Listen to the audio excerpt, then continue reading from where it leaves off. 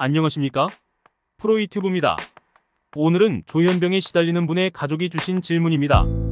가족이 정신질환에 시달리면 꽤 곤란한 상황이 펼쳐지곤 합니다. 질문 읽어드리겠습니다.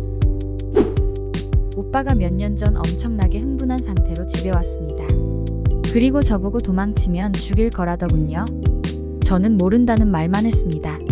그렇게 부모님께 전화를 했는데 안 받으시는 겁니다.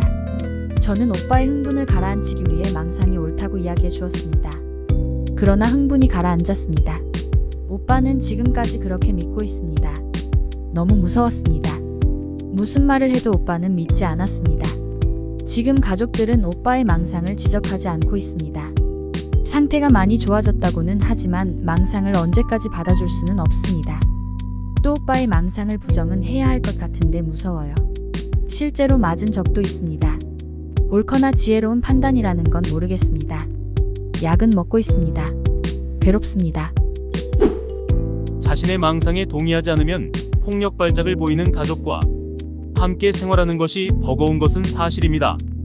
그래도 가족이니까 치료를 위해서 여러 방식들을 총동원합니다. 그래도 좋아지지 않는 경우가 있습니다. 이런 경우에 무당을 찾는 경우도 있습니다. 병원을 다녀도 아무런 차도가 없으니까 무속이라도 기대보고 싶은 겁니다. 차도가 좀 보이면 그런 시도를 할 이유는 없겠죠. 왜냐면 무속에서도 신병 문제를 다루기도 하고 신을 받는 내림굿 과정에서 괜찮아지는 경우가 있습니다. 그냥 보기에는 정말 신기해 보이죠. 제 과거 내담자의 부모님 역시도 저에게 그런 문의를 한 적이 있습니다. 조현병으로 진단된 자신의 자녀가 귀신 들린 것이 아니냐는 겁니다. 저는 거기에 대해서 별로 의미가 없을 것이라 말씀을 드린 적이 있습니다. 제가 정신분석을 하기 때문에 무속적인 것을 부정해서 그런 이야기를 드린 것은 아닙니다. 프로이트도 그런 것에 대해서 부정하진 않았고 어떻게 과학적으로 설명할 수 있는지를 더 중요하게 생각하기 때문입니다. 정신분석에서 신병이라고 할 때는 히스테리 발작으로 검토하고 있습니다. 그런 정신작용에 문제가 있다면 내림굿에서 일어나는 전이효과에 의해서 병 자체가 나아지는 현상이 나타납니다. 그런데 편집증에서는 그런 게 없습니다. 심지어 지적 능력이 저하되지도 않고요. 그러니 치료가 필요하다는 말에 버럭버럭하기도 합니다. 망상에서 핵심적으로 드러나는 것은 무엇일까요? 단순히 엉뚱한 생각이나 질문은 망상이 아닙니다. 망상은 확신으로 등장하는 겁니다. 확신이라는 것은 반드시 그렇다는 겁니다. 즉, 누군가가 나를 공격할까요? 라는 질문을 하지 않고 공격당한다고 믿는 겁니다.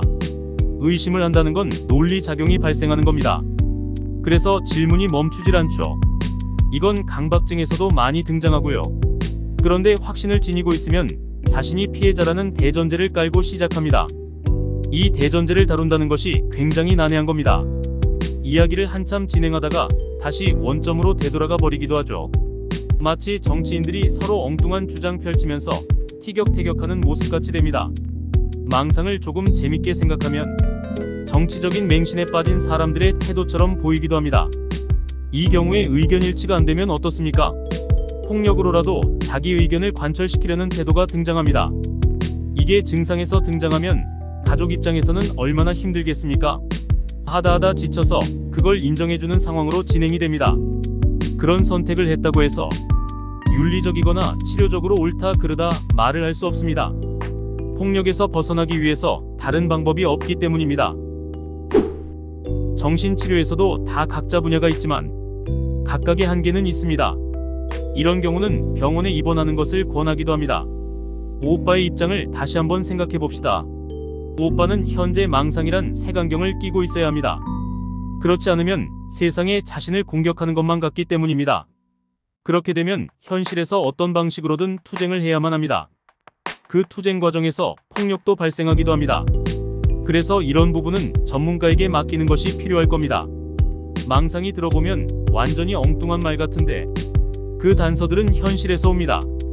게다가 이런 증상들이 치료가 좀 어렵게 느껴지는 것이 치료가 잘 되어서 회복이 된다고 해봅시다. 그런데 회복될 때도 회복망상이 등장합니다. 호전되었기 때문에 등장하는 것인데 보이기는 더 악화되는 것처럼 보이기도 하죠. 그것은 정신구조의 역동성에 의해서 등장하는 겁니다. 예를 들어서 정신분석에서 강박증을 치료할 때 히스테리화한다고 합니다. 히스테리는 강박화하는 것이라고 하죠.